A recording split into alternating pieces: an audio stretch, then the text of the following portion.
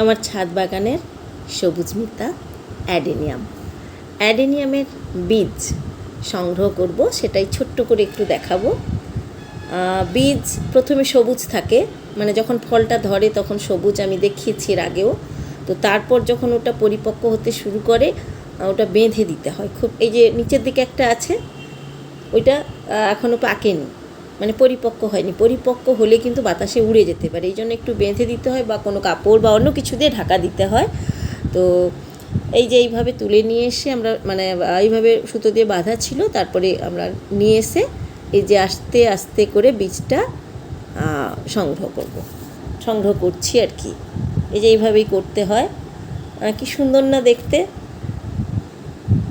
মানে অনেকেই হয়তো এটা যে অ্যাডেনিয়ামের বীজ বুঝতেই পারেননি,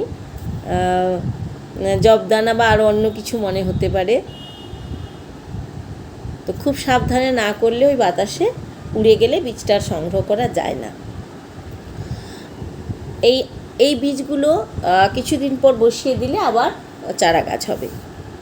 মানে ডাল কেটে যেটা হয় সেটার চেয়ে এই বীজ থেকে চারাটা দেখতে সুন্দর লাগে, অনেকটাই সুন্দর লাগে। একটা মাদার গাছ থাকলেই বারবার কিন্তু বীজ সংগ্রহ করা যায়।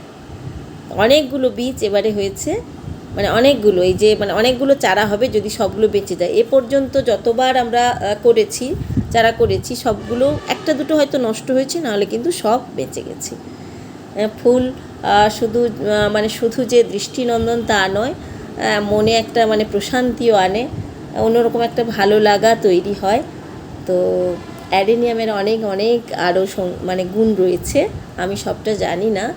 তো আমার ভালো লাগে ভীষণ। এতগুলো সংগ্রহ করলাম, এবার চারা গাছ হবে। ধন্যবাদ সবাইকেই।